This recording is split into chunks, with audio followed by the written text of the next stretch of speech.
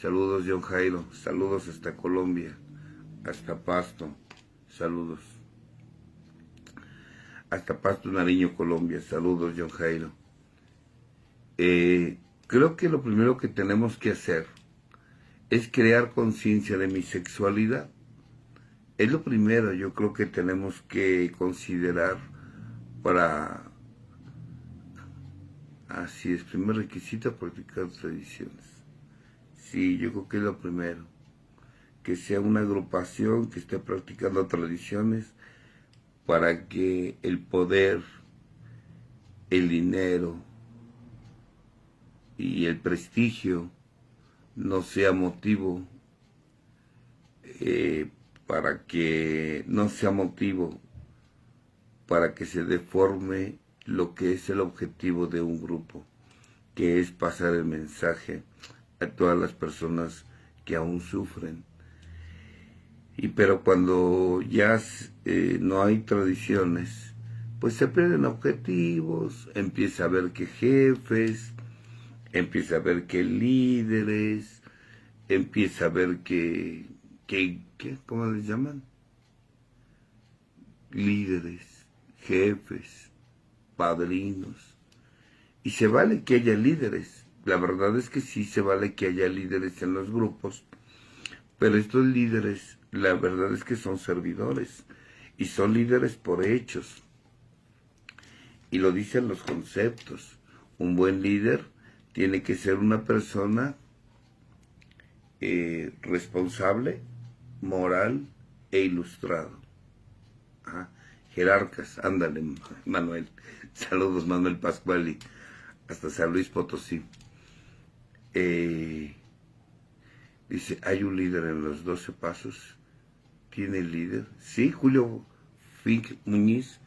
Y estos líderes, pero lo repito, estos líderes son líderes y tienen que tener estas tres características: responsables, morales e ilustrados. Responsables porque tienen la capacidad de responder a las necesidades del grupo que le exige, porque acuérdense que el servidor no hace los huevos al gusto, no. El servidor solamente ejecuta lo que el grupo decide. Quien manda es el grupo. Los servidores son los que llevan a cabo lo que el grupo decidió. No lo decide el líder o los servidores. Lo decide el grupo. Quien manda es el grupo. Los servidores obedecen a las decisiones del grupo. Es como los gobiernos. Quien manda es el pueblo. El gobierno simplemente ejecuta lo que el pueblo manda. Y lo que el pueblo decide. Pero es el grupo, efectivamente, como ahorita me lo escribieron, no sé quién lo escribió. Quien decide es el grupo, la conciencia del grupo. Y para que el grupo sea consciente, tienen que leer. Y si el grupo es inconsciente, va a tener servidores inconscientes. Pero si el grupo es consciente, entonces el grupo va a elegir servidores con conciencia. Ahora, ya esos servidores va a haber quienes se comporten como verdaderos líderes, porque van a hablar con hechos. Aquí su palabra y su tiempo que tienen en el grupo, aquí no sirve. Aquí lo que sirve son sus hechos. Hechos es lo que sirve y lo que funciona. Hechos. Y aquí es donde está el problema, porque los hechos de estos líderes tienen que ser responsables, morales e ilustrados. Responsables porque tienen la capacidad de responder a las necesidades del grupo, de la conciencia del grupo, no de él, no de él. 2, morales. ¿A qué me refiero? Que su palabra tiene que estar sostenida con hechos. son morales, siempre anteponiendo el bien del grupo, no de ellos. Y morales quiere decir que viven como hablan, Imagínense, bueno, esto no pasa aquí, esto pasa en el África. Fíjense que en el África los padrinos no son morales, porque dicen una cosa y se andan comiendo a las ahijadas, ¿se imaginan? Entonces, o dicen una cosa y están viviendo de las séptimas, o desaparecen el dinero del grupo. Y entonces, ¿dónde está la moral de este líder? Ilustrados, porque además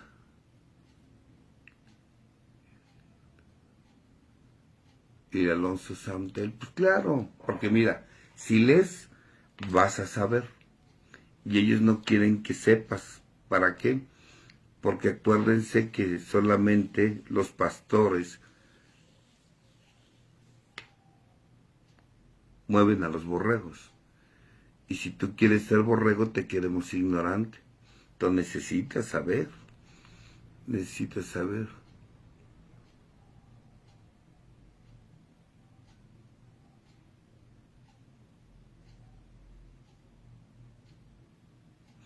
¿De qué, mi querido Osvaldo? ¿De qué? Entonces les decía que tenemos que ser ilustrados porque tenemos que leer. Si no, ¿cómo voy a saber si estoy en un grupo, cómo funciona el grupo? Ahora, el grupo se mueve bajo 3 principios: unidad, servicio y recuperación. Unidad, practicando mis pasos, las tradiciones, porque las tradiciones me sirven para aprender a convivir en un grupo, ni estar por encima ni por debajo de mis demás compañeros.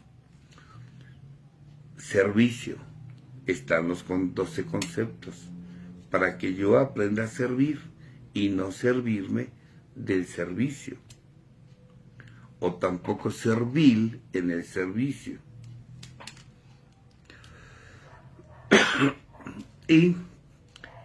Y recuperación están los 12 pasos. Entonces ahí vemos que son para mi recuperación personal. Pero un buen líder practica unidad, servicio y recuperación. Tradiciones, conceptos y pasos. Son 36 principios.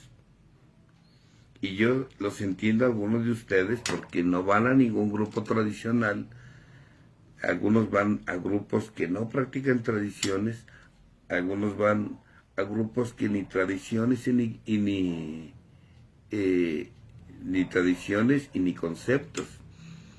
Y lo peor es que hay algunos que ni tradiciones, ni conceptos y ni pasos. Y creen que 2 pedorros pasos los van a recuperar. Nunca, porque no van a aprender, porque no se dan cuenta que las tradiciones les sirven para reducir su ego y que el poder, el prestigio y el dinero no te gane y saque tu parte oscura y destruyas la unidad de un grupo. Y que los conceptos son para que seas un buen servidor. Torrecita Ortiz, pues entonces ¿a qué está siguiendo el grupo? Entonces, es bien importante que leas las tradiciones, que sepas cómo se maneja una estructura, que te des cuenta que quien manda en un grupo son los miembros, no los servidores. O sea, al revés.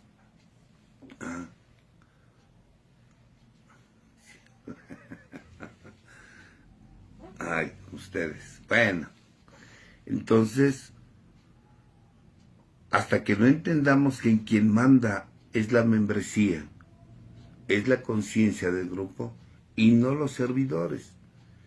Es más, Quien practica tradiciones sabe que el servicio no es eterno. Hay que cambiarlo. Tiene que ser rotativo. Tiene que ser rotativo. Porque mucho tiempo yo en un servicio me hace daño. ¿Y cuándo le voy a dar oportunidad a los que van llegando o a los que ya tienen tiempo de volver a servir? Y bueno, pues no, agarran un servicio y se sienten diputados, se sienten de la Cámara de Senadores y quieren estar moviendo. Y no, quien manda es el grupo. Quien manda es el grupo, no los servidores. Así es, los servidores solamente ejecutan o llevan a cabo lo que el grupo decide.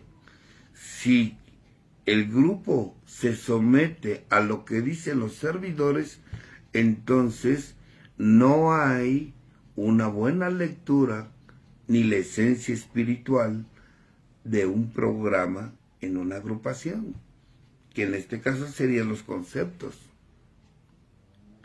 Porque ahí te enseñan lo que es la autoridad conferida, ahí te habla de lo que es la responsabilidad y derechos, ahí te habla de lo que es un líder, pero pues si no lo leen, luego se andan quejando de los padrinos, pero si no leen, bueno, no les pido mucho, ni siquiera los pasos los leen. Entonces, ¿cómo le hacemos? Si ni pasos leen, ya está, hasta le ponen nombre a los líderes, y hasta dicen, es el líder de tal grupo, es el líder de tal grupo. Pues no saben que le hacen daño a esa persona nombrándolo líder, porque su ego lo va un día a traicionar. ¿Me explico? Y iba a hablar de sexualidad, pero yo terminé hablando de esto. Y yo creo que... Y los estadistas, claro, un estadista sabe que se tiene que hacer a un lado. Un estadista sabe que al final un viejo estadista sabe que al final quienes van a quedar al frente del grupo son los jóvenes y que los viejos nos tenemos que hacer a un lado. Los viejos nos tenemos que hacer a un lado, pero hay viejos sangrantes que les da envidia que lleguen los jóvenes, y que sean ellos los que tomen un servicio. Y un viejo estadista está satisfecho de que la semilla está dando frutos y que ahora están tomando servicios caseros y servicios de estructura. Pero ahí están los viejos sangrantes, los que tienen ahí mucho tiempo en el grupo, no practican pasos, no practican tradiciones, no practican conceptos, y aunque puede que los hayan leído y los sepan, no los practican, y entonces están jode y jode y jode. Y está bien que haya viejos sangrantes en los grupos, para que los jóvenes se den cuenta lo que no tienen que hacer en una agrupación. Es mi punto de vista muy personal.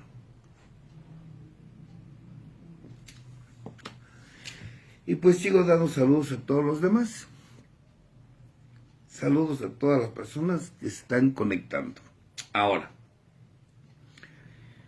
por eso a veces cuando la gente me hace preguntas como, es que el líder de mi grupo,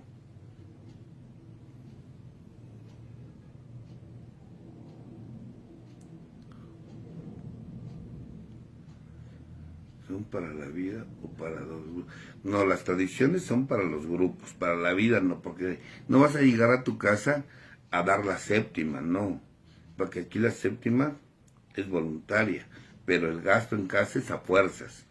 Aquí nada de que el bienestar común, porque cometen mucho error.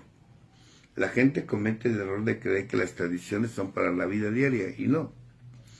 Las tradiciones son para que vayas enalteciendo tus valores y tus principios en grupo. Que lo mejor sea lo del grupo, no lo que tú quieres. Hay quien se los quiere llevar a su casa las tradiciones o aplicarlas. Y yo les digo, mira, si las quieres aplicar en tu casa y se dejan, bueno, hazlo. Pero son para el grupo. Porque si fueran para la casa, entonces en la glosa, en las glosas de tradiciones, vendrían ejemplos del hogar. Pero no vienen ejemplos del hogar. Vienen ejemplos de las tradiciones, cómo fueron surgiendo y cómo se empezaron a aplicar en las agrupaciones, no en el hogar. Véanle y no vienen ejemplos del hogar, puro grupo, puro grupo. Y los que van a grupos tradicionales saben de lo que les estoy hablando. Saben de lo que les estoy hablando, saben de lo que les estoy diciendo. Lo saben. Hay quien se los quiere llevar a su casa, pues diles. Llévatelos pues a tu casa. Ajá. Que no pueden recibir contribuciones de afuera. Bueno, no sé cómo le harían. Si la familia necesita un préstamo bancario, ¿cómo le harían? Pero bueno, es mi punto de vista. Ahora no me crean, léanlo.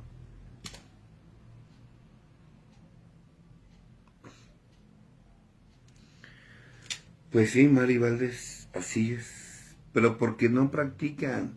Pero además la culpa no la tienen ellos. La culpa la tienen los grupos también porque no leen. Yo siempre he dicho, los grupos tienen a los servidores que se merecen. Los grupos tienen los servidores que se merecen. Los grupos tienen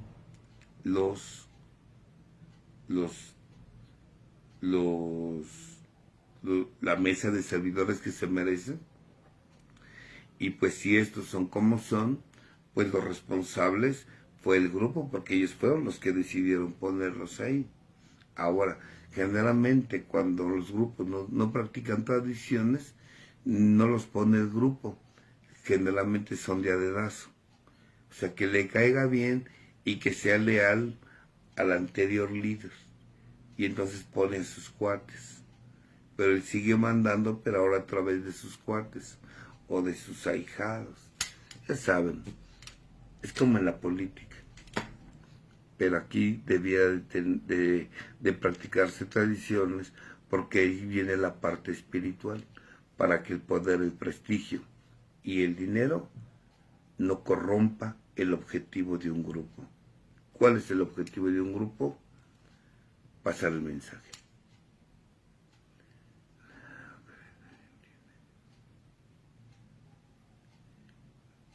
No te entiendo, Pedro Martín, lo que escribiste.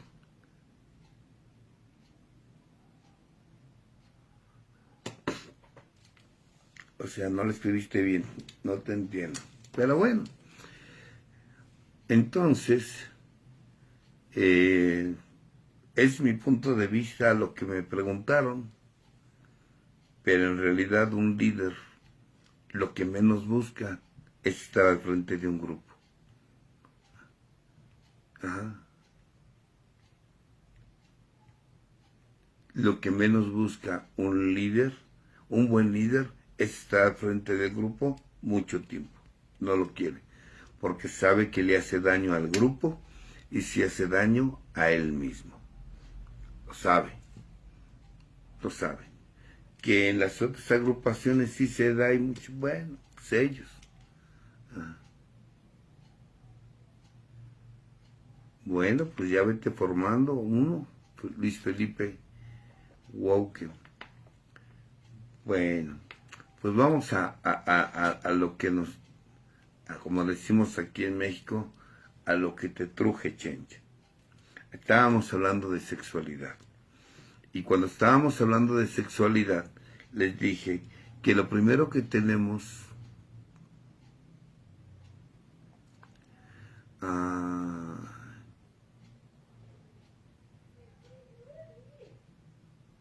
bien, Rocío Palma, pues sí. Entonces, lo primero que tengo que tener es conciencia de mi sexualidad. Y tengo que hacerme preguntas. Porque por ahí te me preguntaron la parte espiritual de la sexualidad. Ajá. Creían que era pecado, Claris Nieto. Sí, no lo dudo. Entonces primero tengo conciencia de mi sexualidad. Conciencia quiere decir conocimiento. Tengo conocimiento de mi sexualidad. Tengo conciencia. Por ejemplo, sé que mi sexualidad es pluridimensional, que hay tantas percepciones de la sexualidad como seres humanos en el planeta Tierra y que no podemos encasillar a los seres humanos en un concepto de sexualidad. No. Hay tantas variantes de la sexualidad como seres humanos en la Tierra. Son variantes. Entonces, primero tengo que estar consciente de mi variante. Si se puede pasar de ser adicto al sexo. A ver, ahorita hablamos de adicciones. Primero tengo que estar consciente de mi sexualidad, porque ya me empiezan a preguntar sobre el de enfrente.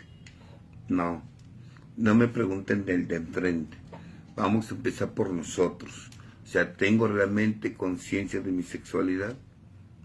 Por ejemplo, conozco mi sexualidad. Conozco lo que son, por ejemplo, zonas erógenas.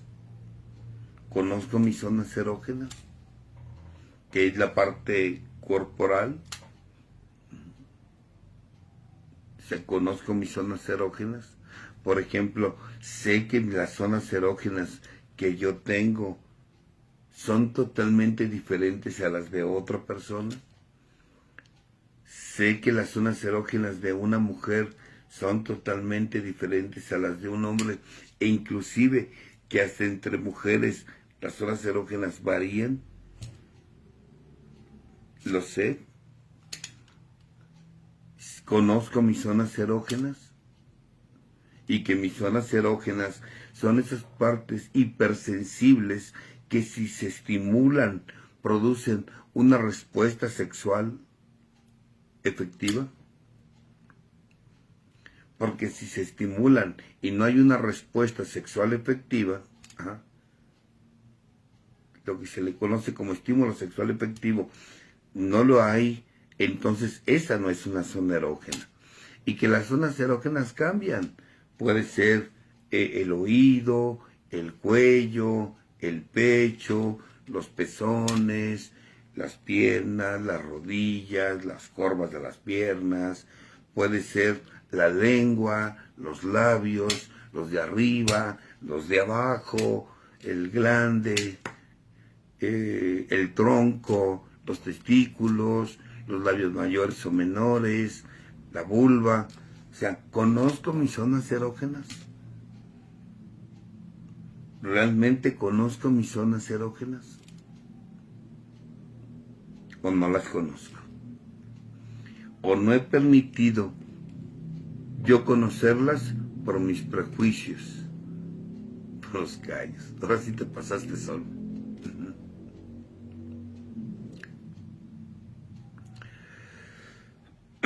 Si yo no conozco mis zonas erógenas, ¿cómo pretendo conocer las zonas erógenas de mi pareja? O sea, necesito conocer mis zonas erógenas. Necesito saber que mis zonas erógenas inclusive no nada más está en el recibir el contacto, sino que además yo tocar, recibir el contacto o dar el contacto. O sea, conozco mis zonas erógenas. O sea, sé que una zona erógena es un receptor de mi cuerpo que si se aplica y este es efectivo, puedo tener un estímulo sexual efectivo que dé una respuesta sexual. Por ejemplo, sé que la mujer tarda más en responder sexualmente que nosotros los hombres. Nosotros los hombres con ver es un estímulo sexual efectivo. ¿Por qué? Porque el hombre, la estimulación visual es más poderosa que la mujer. Un hombre con ver nos podemos excitar. La mujer con ver nos excita. Y a veces equivocadamente el hombre supone que porque yo me excito, mi pareja se va a excitar. ¿No es cierto? No. No. No. La mujer, el umbral de excitabilidad en la mujer es más alto que el hombre. Nosotros con poquito nos excitamos. La mujer necesita más estimulación sexual efectiva para que se excite. Ahora, ¿cuáles son esas partes de estimulación sexual efectiva? Pues son los 5 sentidos y el sensorial. Oído, olfato, gusto, tacto y vista.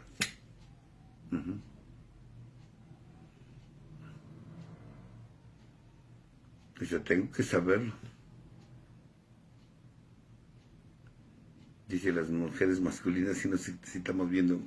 Claro, porque hay mujeres que tienen más desarrollada la parte masculina que algunos, y que el hombre también tiene una parte femenina.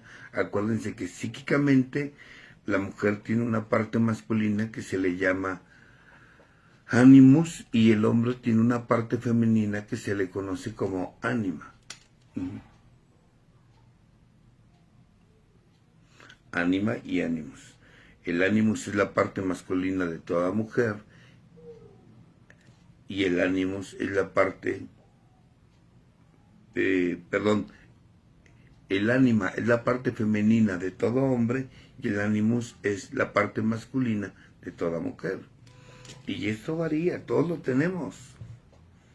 Ahora, que si la mujer necesita de mayor estimulación para que tenga una respuesta sexual humana, sí, más que el hombre. Más que el hombre. Y que el poder del estímulo, bueno, más bien, la respuesta ante dicho estímulo puede ser auditiva más que visual, o puede ser táctil más que auditiva. O sea, la gente varía y entonces tenemos que aplicar un estímulo y conocernos nosotros, porque eso es muy común en relaciones de pareja. Por ejemplo, a veces equivocadamente yo he escuchado a mujeres decir, es que no hay mujeres frígidas, sino hombres pendejos. Y yo digo, bueno, sí, pero también conozco, pero también tienen que considerar que si el hombre no sabe, es porque ella tampoco le dice. Si bien es cierto, el hombre tiene que descubrir las zonas erógenas de su pareja, la mujer también tiene que decirle, ¿dónde? Mira, jálale allá, apachúrrele acá, estírale allá, súmele aquí, apriétale acá. Pero si no se lo dices, ¿cómo lo vas a ver? De por sí está todo atalantado y no le dices dónde es.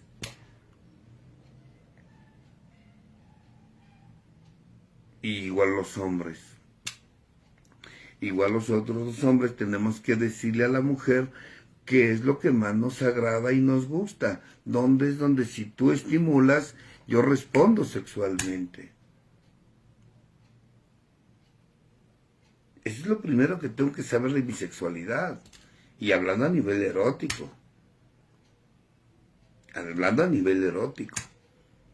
Porque también podemos hablar de sexualidad a nivel no erótico. O sea, conozco mis zonas erógenas. conozco las zonas erógenas de mi pareja.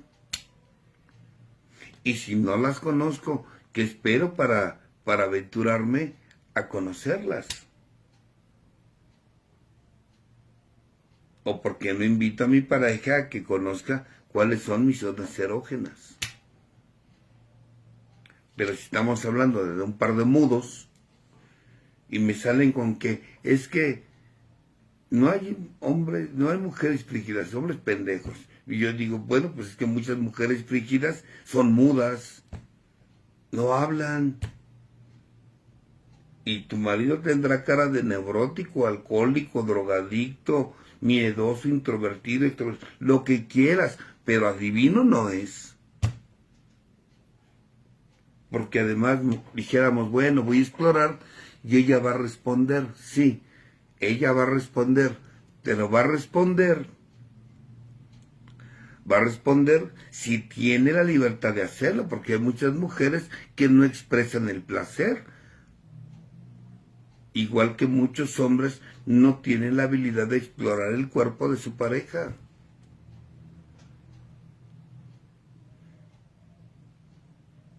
Aunque digan que se espanten, ¿dónde lo aprendiste?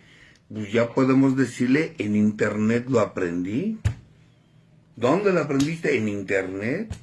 Es más, ni me preguntes porque te vas a poner grave. Pero sí es bien importante que conozca mis zonas erógenas y las zonas erógenas de la pareja. O sea, y que tú le ayudes a tu pareja a que sepa cuáles son tus zonas erógenas, lo que te gusta y lo que no te agrada, y que tú sepas lo que le gusta y lo que no le agrada. Pero si no se lo dices, aprendí por correo. Te pasa, Sol. Ando desatada, Sol. Ahora, y es que esa es la parte física, la parte erótica. Porque miren, sexualidad es la pluridimensionalidad del ser humano. O sea, sexo no nada más es lo corporal. Estamos hablando que el ser humano es biopsicosocial. Sí, hay una parte biológica. Y que existen el aparato reproductor femenino y el aparato reproductor masculino. Ese se le conoce como sexo. ¿Y qué es el sexo? Miren, yo no ando leyendo nada, pero déjenme decirles que cuando yo estudié esto, ya hace 1983, cuando yo estudié esto, aprendí que sexo era, me lo aprendí muy bien porque hasta me lo sé de memoria. Sexo es las características físicas determinadas genéticamente que colocan a un individuo en un punto de un continuo cuyos extremos se encuentran los individuos reproductivamente complementarios. Eso significa sexo. Lo repito. Son las características físicas determinadas genéticamente que colocan a un individuo en un punto de un continuo cuyos extremos se encuentran los individuos reproductivamente complementarios. ¿A qué me quiere decir esto? Que biológicamente la mujer, para que sea mujer, tiene que tener hijos.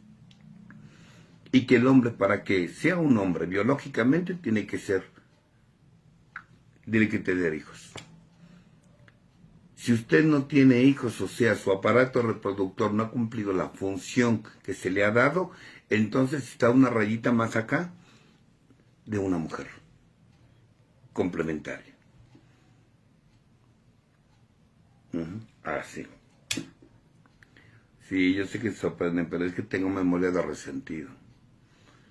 La verdad es que esto lo aprendí en 1980 y tantos, 83, donde estudié, que fue en el Instituto Mexicano de Sexología, cuyo director y fundador fue mi maestro, que en paz descanse, Juan Luis Álvarez Gallú, el doctor Juan Luis Álvarez Gallú, y que tenía como colaboradores y excelentes profesores Javier Lizárraga, antropólogo y sexólogo terapeuta, y Paco Delfín, Francisco Delfín, ginecólogo y sexólogo terapeuta también. Ellos fueron mis 3 profesores en aquel entonces. Estoy hablando de 1983. Y en aquel entonces aprendí eso, que usted no puede decirse mujer plenamente hasta que no tenga hijos. ¿Por qué? Porque su aparato reproductor, mientras no funcione,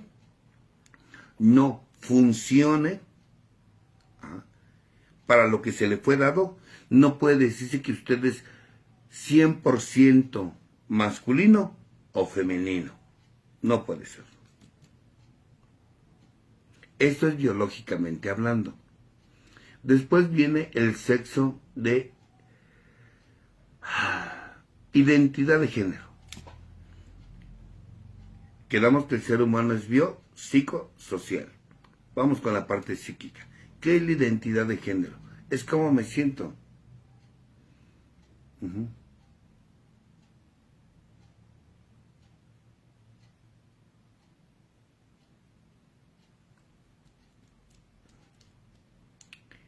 ¿Cómo me siento? La identidad de género es cómo me siento. ¿Me siento varón? ¿Me siento mujer? ¿Me atraen las personas del sexo opuesto? Esa es mi identidad de género. O sea, la identidad que yo elijo tener. Y mi identidad de género, que los muchachos tienen muchos conflictos con su identidad de género, pero son por las broncas emocionales que tienen. O los muchachos ya no saben ni de qué género son. Se lo cambian. Y es que tienen una identidad de género totalmente confundida. ¿Por qué? Porque muchas veces no es que amen a las personas de su mismo sexo. Por ejemplo, un varón no es que me atraigan los varones. Lo que pasa es que le tengo miedo a las mujeres. Porque tuve una madre castrante. O no es que, como muchas mujeres que me dicen, es que soy lesbiana. Digo, a ver. No lo dudo, puede que sí. Pero muchas veces no es que te gusten las mujeres, lo que pasa es que creciste con temor a los hombres. O por tus mismas carencias afectivas, en la primaria o en la secundaria, tuviste un contacto con alguien de tu mismo sexo que te dio seguridad y así no te arriesgas a enfrentar a los del sexo opuesto y te dices, transgénero, como le llaman ahora. La verdad es que eso es individual y se tiene que ver con mucha profundidad. Y no podemos hacer juicios a la ligera. Pero ese es el sexo de asignación. Es cómo me siento. Yo me siento varón y me traen las personas del sexo opuesto. En mi caso. Ahora pregúntense ustedes. En el sexo de asignación, en la identidad de género, la identidad yo la determino. Yo la determino en la identidad de género. Yo elijo mi identidad. Independientemente de que tengas sexo masculino o tengas sexo femenino. ¿Sí me explico? Esa es identidad de género. Y después viene el sexo de asignación. El sexo de asignación es lo que me asigna la sociedad de acuerdo a un sexo que tengo aquí entre mis piernas. Si tengo pene o tengo vulva. Si tengo pene, ya saben, es ropita blanca, ropita azul, le compramos que el carrito, que la pelota, que son cuestiones sociales, culturales. Y eso te lo asigna la sociedad, pero no porque me lo asigna la sociedad va a ser mi identidad de género, que ese es el conflicto que hay. Y ahí tenemos que respetar a todos los jóvenes en ese sentido. Pues él debe de elegir por convicción, Blanca, pero pues es lo que estoy diciendo. Y no es que sea moda, te viste muy linda diciendo que es por moda. O sea, no es por moda, es porque hay conflictos internos. como dice Isabel. Y aunque no haya habido abuso, a veces el abuso es de la mamá de un hijo que ella es castrante, controladora, manipuladora, chantajista, y este hombre ya no quiere vincularse con el sexo femenino. ¿Y qué hace? Elige a una persona del sexo masculino. Y obvio se autonombra homosexual. Porque tuvo una mamá castrante o un papá castrante, abusivo, controlador, que generaba miedo. ¿Y qué hace la muchacha? Pues prefiero vincularme afectivamente con las del sexo femenino que con un hombre por el concepto que tengo de los hombres. ¿Se dan cuenta? Pues esto no es tan sencillo, es más profundo. Y yo ahorita quería hablar de esto. Y si quieren, dentro de 8 días hablamos de otras cosas más comunes, pero primero tenemos que hablar, ¿realmente yo conozco mi identidad de género?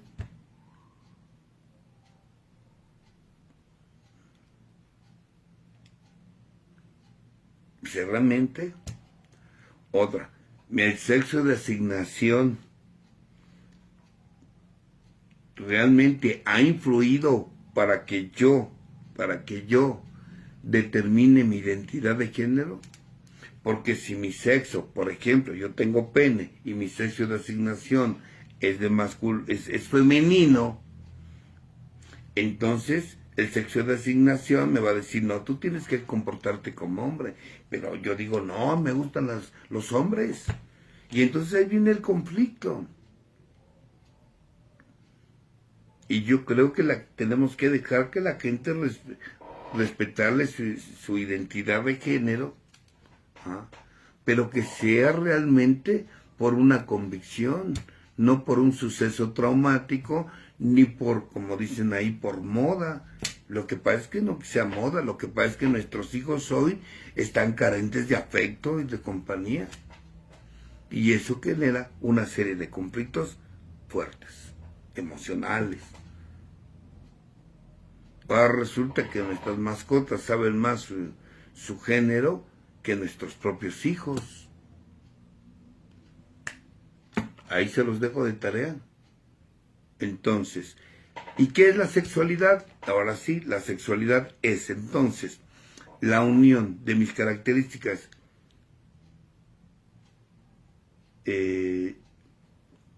biológicas, psicológicas y sociales. Juntas es sexualidad. Eso es sexualidad.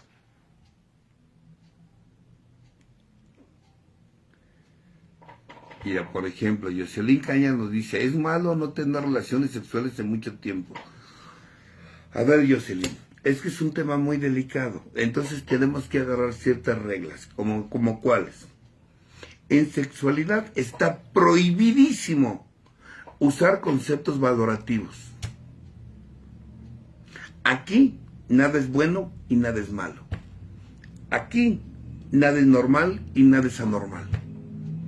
Aquí simplemente en el terreno sexual o es muy frecuente o poco frecuente. Pero aquí no hay nada bueno ni malo en el terreno de la sexualidad.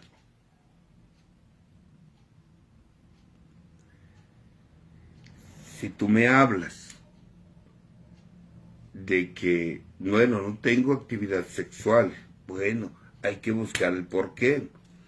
A lo mejor no tienes actividad sexual con otra persona, pero tienes una actividad sexual solitaria.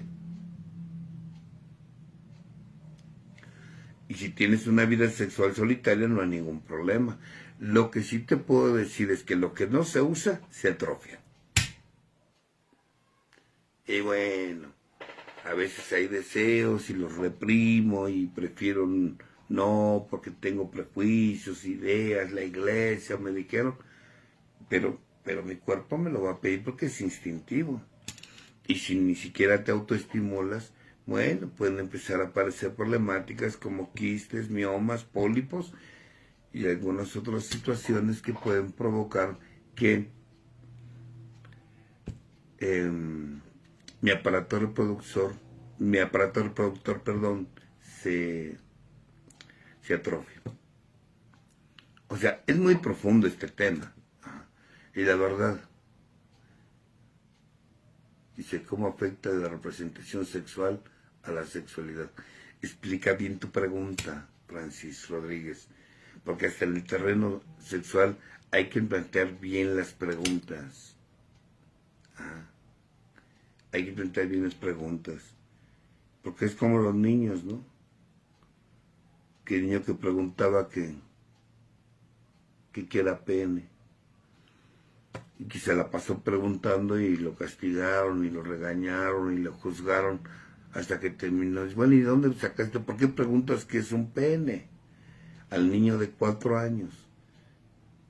Dice, pues es que mi abuelita dice que hay que portarnos bien para que nuestra alma no pene. Y ya, es un chiste muy viejo. Y entonces a veces hay que contestar las preguntas concretas de acuerdo a la persona, a lo que realmente está preguntando. A veces a la gente hay que contestarle las cosas de acuerdo a lo que pregunta. A los niños nada más hay que contestarles lo que preguntan, no le puedes contestar más de lo que pregunta un niño. Entonces, para concluir, sexualidad es la pluridimensionalidad del ser humano, que es biológico, sexo, psicológico, identidad de género y social, sexo de asignación. Y tengo que tener conciencia de mi sexualidad. Por ejemplo, mis relaciones sociales, cómo son con personas del sexo opuesto y cómo son con las personas de mi mismo sexo. Y que yo tengo que darme cuenta que mis relaciones sociales sean del sexo opuesto o de mi mismo sexo equilibradas o que sean variantes. Porque muchas mujeres nada más tienen amigas, no tienen amigos, o nada más tienen amigos y tienen bronca con las amigas.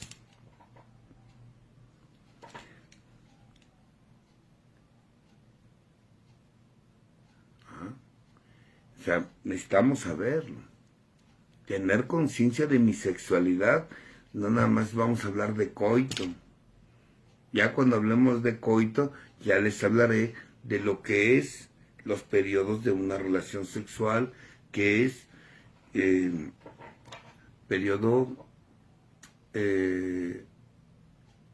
refractario, estímulo sexual efectivo, excitación, meseta, orgasmo, resolución y periodo refractario. Pero eso ya es que es muy amplio la sexualidad. Imagínense, yo he dado talleres de sexualidad hasta de 3 días y los temas son variados. Sexualidad humana, concepción, embarazo y parto, disfunciones sexuales, enfermedades sexualmente transmisibles, hablar de géneros, la psique, sexualidad, religión y sexualidad, expresiones comportamentales de la sexualidad, lo que la gente le llama filias, en fin, hay infinidad, el tema es muy amplio. Pero bueno, aquí nada más vamos a hablar de esos pequeños detalles. Lo que yo ahorita quería que se dieran cuenta es que qué tan consciente soy yo de mi parte biológica, psicológica y social, empezando por mis zonas erógenas. Si las conozco en mí, las conozco en la otra persona. Y que entienda que sexualidad no nada más es coito. Sexualidad es el ser humano biopsicosocial completo. Esa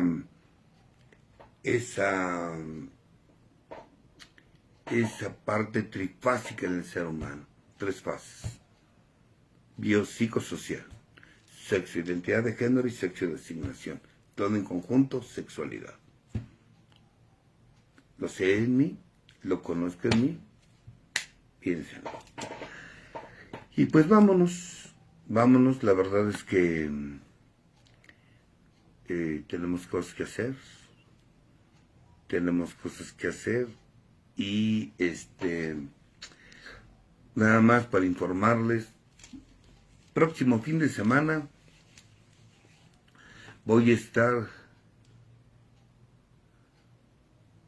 Mauricio Gómez, saludos hasta Colombia.